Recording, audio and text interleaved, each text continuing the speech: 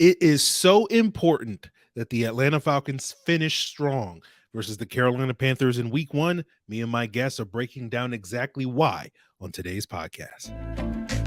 You are Locked On Falcons, your daily Atlanta Falcons podcast. Part of the Locked On Podcast Network, your team every day.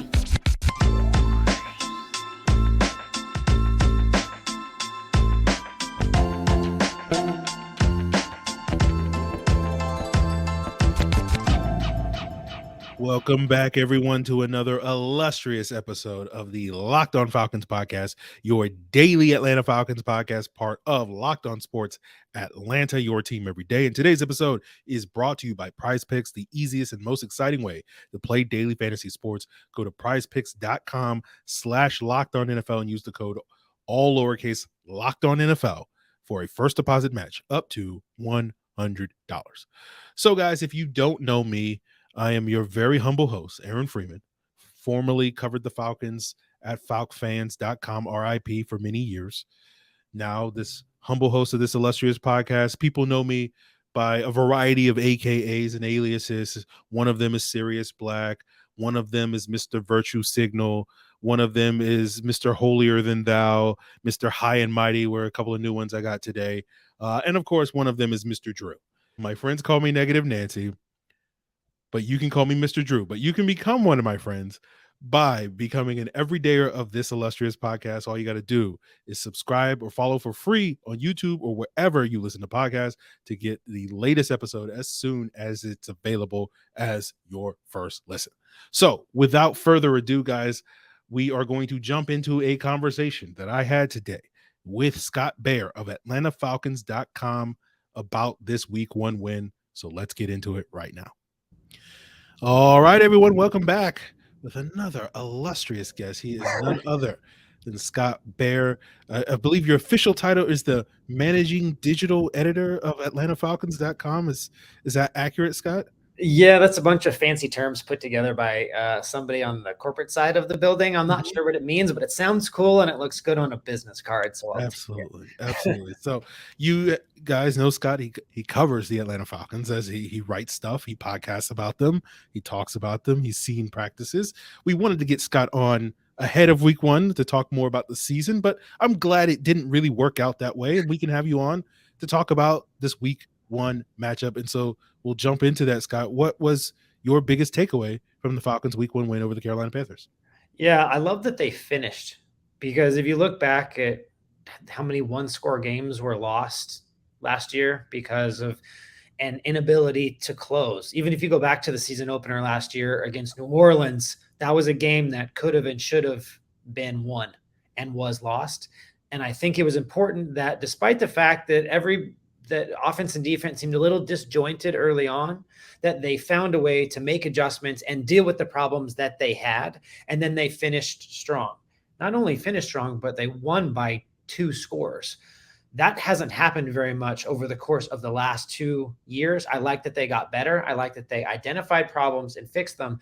And in talking to Bijan Robinson on Sunday night about what it was like at halftime when things weren't going their way, he said, guys, I'm not lying to you. There was no panic. There was no anger. There was, we got this. How do we fix it? And I think that type of approach, especially because the pressure's on, everybody's picking you to win. You're a hometown favorite. You have this massive crowd that's really into it. How do we not lose this opportunity? And the fact that they found a way to grasp it and hold on to it, I think was pretty impressive.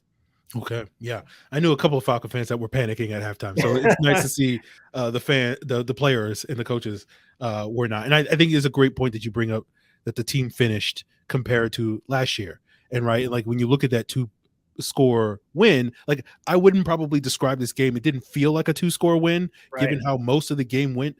But again, I think the point is that this team was able to assert its will, do the things that it wanted to do at the end of the game to make it that fourth quarter as lopsided as it was, to make the score what it is. And so even if you didn't get the quote unquote domination that I think a lot of people were hoping to see in the first 3 quarters, getting that in the fourth quarter, especially when you compare that to what we saw last year, where it was kind of domination in the first 3 quarters and then complete collapse in the fourth quarter, does speak to, I think, this team is different from previous teams. Is that fair to say? Yeah, I think so. And part of it is that everybody knows about the salary cap constraints, and they were able to go out and buy veterans, especially on defense, that have been there and done that. Now, Jesse Bates doesn't have a Super Bowl ring, but he has an AFC Championship ring. And Calais Campbell has been around the block a couple thousand times. And Bud Dupree's been in the playoffs and has been around teams that have finished. And I think having those types of presences, I don't know, having that, I think, is invaluable, just because when young guys, they're not just looking to coaches who are telling you something. You're looking to Calais or Bud or Jesse, and you're looking in their eyes, and there's no panic. I think that spreads across, and that can help them in those moments. Yes. So we will continue this conversation here with Scott Bair about the Falcons' Week 1 win, and we'll turn our attention to the Falcons' two-headed monster in the ground game as we continue today's Locked On Falcons. Now, the NFL season has kicked off, and you can start your season with some of the incredible offers over at FanDuel, America's #1 sportsbook. Right now, new customers can bet $5 and get $200 in bonus bets guaranteed. Plus, all customers who bet $5 will get $100 off NFL Sunday Ticket from YouTube and YouTube TV. And right now is, of course, the best time to join FanDuel. It's an easy app to use. You can bet on everything from spreads to player props and so much more. And if you're looking to bet on the Falcons' upcoming Week 2 matchup against the Green Bay Packers, the Falcons are 1.5-point underdogs over at FanDuel. So, if you feel like the Falcons will come out ahead or behind, go take, your talents over to FanDuel by visiting FanDuel.com/lockedon and kick off the NFL season with an offer that you don't want to miss. FanDuel is an official partner of the NFL. So, of course, I am joined by Scott Bair of AtlantaFalcons.com, and we're talking about the Falcons. Impressive. I'm sure, again, the adjectives that other people would use might be different than that, but much needed win, I guess, is probably the fair. There you go. I like that one. And one of the things that we figured would be the hallmark of this team, and we'll talk about the defense coming up, but a lot was made this offseason about the improvements made to the defense, but sort of the identity of this team is going to revolve around the running game. I don't think that's any secret. And this two-headed monster that the Falcons have in the backfield with Bijan Robinson and Tyler Allgeier, a lot was made of what Bijan would be, and people expecting him to like break records as a rookie. And like the whole summer, I was like, I don't think we're gonna forget about Tyler Allgeier, guys. And we didn't forget about Tyler Allgeier because, I don't know. I'll get your opinion on this, Scott, but Bijan was very impressive in Week 1, but Tyler Allgeier was also, is it fair to say, equally impressive in Week 1, even if the ways that Tyler Allgeier succeeds is not exactly the ways that Bijan, I don't know how you balance that. Yeah, I think it's about what shows up on SportsCenter's top 10, right? And Bijan showed up there because he did that pirouette, stop on a dime, and watch the linebacker go right by him sort of a thing. And that's like, wow, right? Wow. If you look at that touchdown run, where, don't forget, he still had to split two defenders down the way, so he can get physical. And that was a really impressive run. But you look at what Tyler Allgeier did on his first touchdown, where he expects a hole to develop, not there. Does he panic? No. He just waits and waits, and still nothing is developing on the inside. So what do? Okay, now he reaches the left flank. He gains the angle, tucks it under the pylon. That's a really nice play too, but it doesn't involve the type of, and if we're going to throw out adjectives that will get made fun of later, the sort of elegance to the way that he functions, right? And it's just like mind-blowing how he did it, where Tyler is a big physical guy, being big and physical. But I think that if you look at it, it's two somewhat contrasting styles. I think elusiveness is their binding trait. But the thing is, if you look at the stats really closely, if we're just talking about yards per touch, right? So that includes receiving and rushing. Yards per touch, Tyler Allgeier averaged 5.2 yards per touch. Bijan Robinson averaged 5.18 yards per touch, right? That's right there. And I think that that's why, but because Tyler doesn't do things that, oh my gosh, have we ever seen that before? That Bijan will continue to get more attention. But I think that those of us who follow the team like you and I do, I think can see and respect and understand, one, the work that Tyler's doing, his elusiveness, and two, I think that there's, especially just look at the stat sheet. There's plenty of work to go around for both of these guys. Yeah. The thing I'll say is I appreciate Tyler Allgeier for what he is. I don't expect him to be Bijan Robinson, just like I don't expect Bijan to be Tyler Allgeier. So it's like, right, you just appreciate the contrasting and complementary styles that they bring to this offense. And I think we'll hopefully continue to see those two styles work very well together over the next 16 games. But the other thing touched upon already a little bit is the defense and how they finished this game. And it was nice to see. Like, I was talking to some folks in the Locked On Falcons Discord, as I do every Saturday. Swing by if you have your afternoon free for our Saturday symposiums, which is basically a Twitter space. So that's every Saturday plug. But, we were talking, as we often do as Falcon fans, when you get a bunch of Falcon fans in a room talking together, we get into our shared misery, right? And so for whatever reason, this past weekend, the past games with the Philadelphia Eagles came up, and that 2018 season opener against the Eagles was a rough one. I know, Scott, this was before your time covering the Falcons. I think you were still with the Raiders at that time, if I'm not mistaken.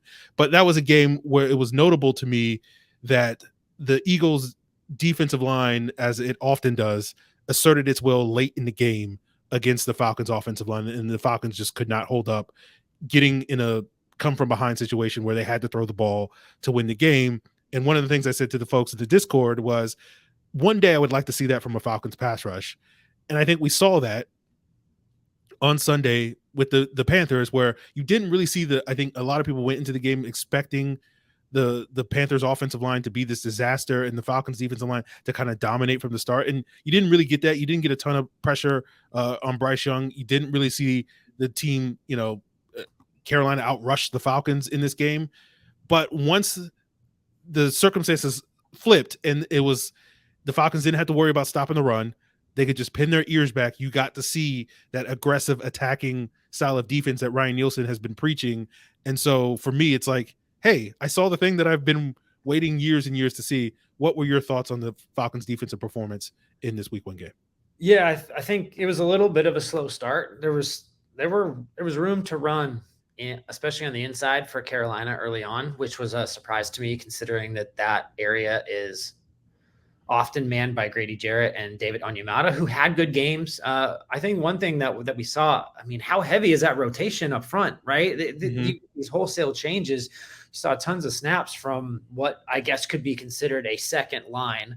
But if you talk to a pass rusher, especially about sacks, they say, look, sacks come when there's an opportunity to have it. I can't sack somebody if they're going to run up the middle. Not possible. I can't sack somebody.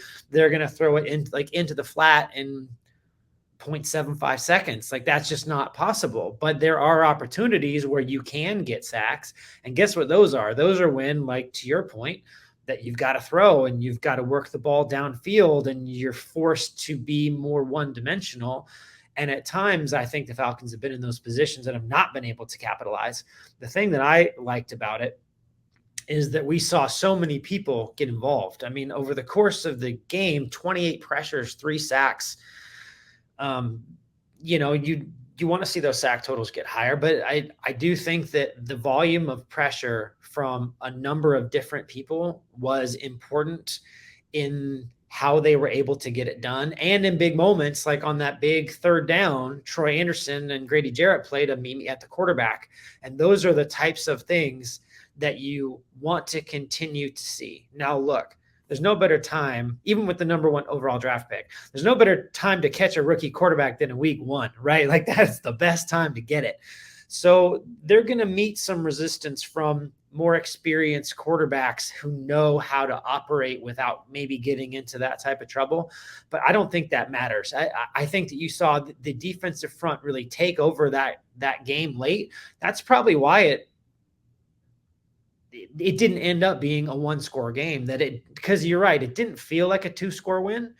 I think it ultimately was because that defensive line prevented Carolina from getting back in the game. Let's go back to the last home Carolina game, and you got DJ Moore, covered by Cornell Armstrong and Rashawn Evans, chasing him a million miles down and connecting on a 61-yard Hail Mary. Like, in my mind, and if we can just play hypotheticals, in my mind, this defensive front never lets that play happen. No way. And I think that that's another one of those things where that's a sign of improvement. But again, I like the volume of people getting involved in the pass rush. I think that's important. If you're going to rely on one dude getting you 12 sacks, I think and that guy has a tough time, or he runs up against Trent Williams or something, that's difficult. I think that this can be like a group of hyenas, right? Really, like with maybe 6-7 guys with 5 sacks, and you never know where the pressure's coming from. That's why I think they can be impactful, especially late in games. I like the group of hyenas metaphor. I like that a lot. I'm already picturing the way that hyenas hunt. Yeah, I like that a lot. So I'm going to steal that from you, Scott. So I appreciate that.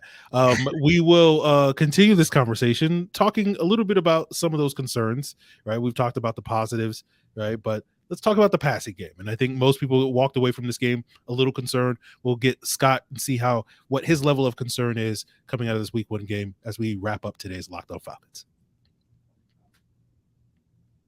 And guys, PrizePicks is back with a fun and quick way to play daily fantasy. It's simple. All you got to do is pick 2 or more players and pick more or less on your entry on their projected stats. And it's quick. It takes less than a minute.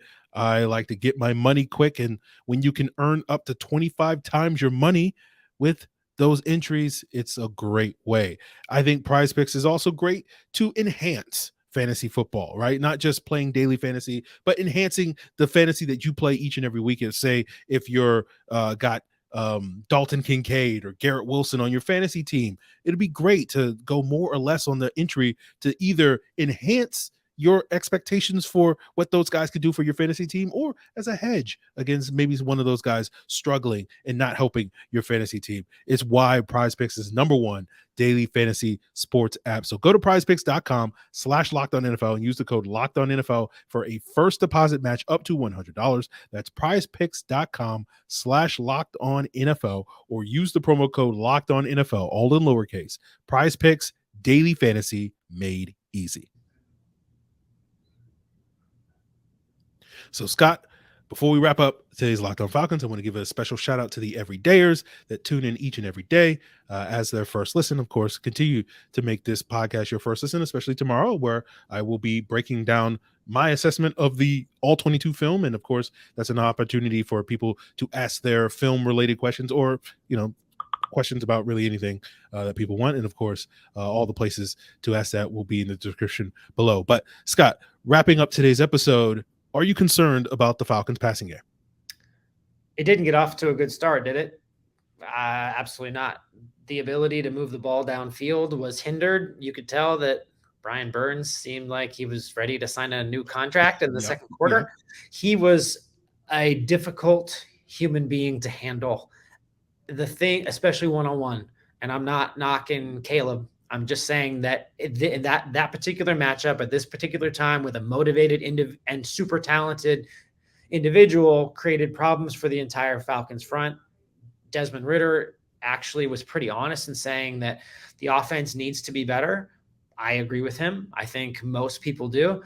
And the ability to work the ball downfield, maybe being too slow with his reads. And Arthur Smith talked a lot about spacing within his wide receivers, within the pattern, that wasn't exactly as crisp as he would like. I think and pass protection. I hate blaming offensive linemen because that's all that happens to them. Like, they get blamed for stuff, right? They weren't perfect, but what I liked was that the coach realized we have a one-on-one matchup problem. Okay, well, let's fix it. And did you notice how Michael Pruitt started following Brian Burns around a little bit, maybe to chip, maybe to stick around and help protect? And I think that those are the types of things where you can mitigate it, or all of a sudden you're getting Robinson in the flat. Like, let's give the playmakers some opportunities to make plays. Now, some of those plays in the flat, Robinson got drilled, right? Or Kyle Pitts missed a block, or some things didn't work. It just seemed disjointed. And I thought that the downfield passing game, which is a perfect complement to a good run game, is play action it and let it fly. That those types of things, I think, need to be a more prevalent part of the passing game. I also think, and I'm not trying to play coach here, that's not what I do, but if you look at the bodies that you have with Kyle Pitts and Drake London, I can think of a number of examples from both of them, even going back to Kyle's rookie year against the Dolphins, right? Hey, Kyle, can you run a go route and I'm going to chuck it and we're going to see what happens? And most of the time that's going to end up well for you. So I think creating those opportunities for those guys to push the ball downfield is important. I know it's important to the Falcons, and I don't think that there's anybody, I'm in the building right now, I don't think there's anybody on the football side of things that's going to walk away and be real thrilled with how the passing game went. I don't think, though, that I think it's a fixable issue. I was talking to Tori McElhaney about this last night, and it's not so many times over the last couple of years, it was a talent disparity problem. Our guy's going to get beat because their guy's way better, right? Or our guy can't get open because their guy is way better. I don't think that's the situation that we're dealing with. I think we're dealing with some technical issues that can be worked out. I think there's timing and some of these other things that can be coached and practiced into it. So my level of concern isn't like in orange or red, but it's probably in yellow, right? Because the big questions is, can the quarterback do what he needs to do to get the ball to these skill players? Can this passing game accent a run game and become an offense that is truly hard to stop? We don't know. We didn't know that to start the game. We didn't know it at the finish. And at some point, they're going to have to prove it to us. So if you and I are talking again after the London game or after the Tampa game, and we got the same problems, I'm going from red to I'm going from yellow to orange, reddish, right? Mm-hmm. Because if these problems I'm saying are fixable don't get fixed, then we got a situation. So it is a valid concern. It is week one. The old cliche is better to fix problems with a win, and that's true. But there are problems here, and I think they do need to get better. I think they need to get better in a hurry because Green Bay didn't look like a slouch. I mean, I know Chicago's got its problems, but that could be a situation where it's not like, oh, they're going up against Jordan Love. It could be they're going up against Jordan Love. They better be ready to go and better be ready to match his scoring output. So got to get better fast if you want to keep the positive momentum from week one going. Yeah, I think that's a great point that you made there, Scott. Yeah, I think it is a concern. I think almost everybody recognizes that probably this performance is not sustainable long-term to get the Falcons where they want to go. But, you know, the old cliche of it, you know, it's one game as they say, and it's like, I'll wait and see, you know, how they fix the issue. Cause I don't always love making the Matt Ryan comparisons with Desmond Ridder, but I just remember with Matt Ryan, like when he would have a bad game, he would generally bounce back the next week. Right. And I felt like with Desmond Ridder last year, and again, we don't have a large sample, but he seemed to get better each and every week. And so, you know, the starting point was maybe not as high as I think some people hoped it and wanted it to be in week one, but it's like, okay, how do you, as the old cliche, stack days, but stack games when it comes to this stuff. And so that's more of, I'll judge him more off of that than sort of where it starts. It's more about, you know, how they finish and whatnot. So. Yeah, I think NFL fandom and studying NFL teams, it's fascinating to me. That's why you and I devote so much time to this stuff, is that you don't have any, like you see very little of an NFL team and what it can be from the time it's formed in March until September. You don't have a lot of evidence. Even if you're watching practice, you don't have tons and tons of evidence. And then you get this one game and you're like, hey, now we have some evidence. What conclusions can we draw? None, right? But I'm also not of the opinion that, well, you got to wait till week 11. No, I think if you can get to the quarter pole, I think you can start analyzing, okay, here's where the real problems are. And here's where the issues that presented themselves didn't get fixed. Or is this like late game pass rush? Is it sustainable? We know that they can't go to Bijan and Tyler over 70% of their touches. Can't do it, right? So can they fix the problems that they have? Can they improve? Can they find different ways to win? And I think that you learn about like a team and its identity and what it's going to stand for and what you can expect every week. You need to see multiple games in order to figure those things out. So yeah, it wasn't a perfect performance, not by any stretch, even defensively, right? You're letting a team get too many easy runs early on. How big was that fourth down stop early on? Yeah. Right.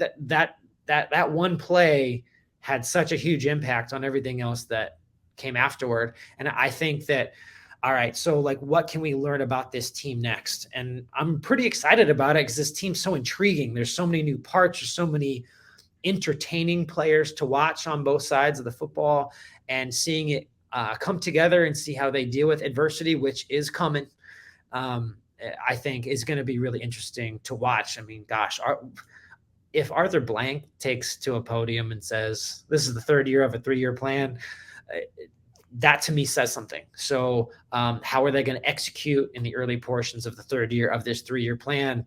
It's going to be important. And obviously results are the most important thing. Yeah, I agree. So Scott, appreciate you coming on Locked On Falcons. Glad, we had to punt this to Monday as opposed to doing it on Wednesday of last week or whenever it was supposed to be. Really always appreciate your insight there, but let the people know where they can go to get further insight from you this week and all season long. Yeah, I'm going to use my time, really focus on the podcast side of things. You have a great product here, but if people love podcasts or they have a really long commute, you might as well subscribe to more than one, and you can find the Atlanta Falcons Podcast Network. All of our offerings are in one spot. So that's Falcons Audible with Dave Archer, Derek Rackley, and DJ Shockley. Falcons Final Whistle, which is a post-game podcast and some analysis with me and Tori McElhaney and our new person, Taryn Walk. And our Falcons in Focus, which is like my favorite part of the week, which is a longer personality-based profile series. You don't have to look to a bunch of different channels, all in one. Atlanta Falcons Podcast Network. Go there, hit the subscribe button, maybe 5 stars or something. Like, after you do all that for Locked On, if you could hop over and do that for us too, that would be appreciate the love there, Scott. Yes. Yeah. Check out those shows.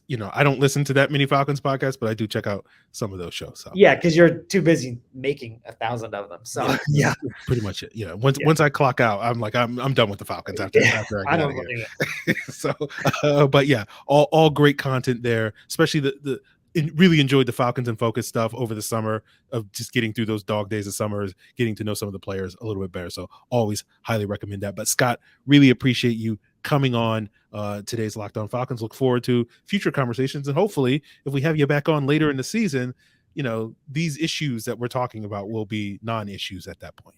Yeah, well, that's the plan, I'm sure, of this staff is, like I said, man, stacking days, got to do it. So, guys, that's going to do it for us on today's Locked On Falcons. Appreciate Scott Bair for joining me. Of course, as I mentioned earlier, tomorrow will be the All 22 review, and I'll probably be talking about the pass rush. I'll be talking about the passing game. Those will probably be the 2 main topics I talk about. But if there's other topics that you want me to get into on the podcast, of course, you can submit those questions via email at lockedonfalcons@mail.com, via the Locked On Falcons Discord, link in the description below. You can hit me up on Twitter at Locked On Falcons as well.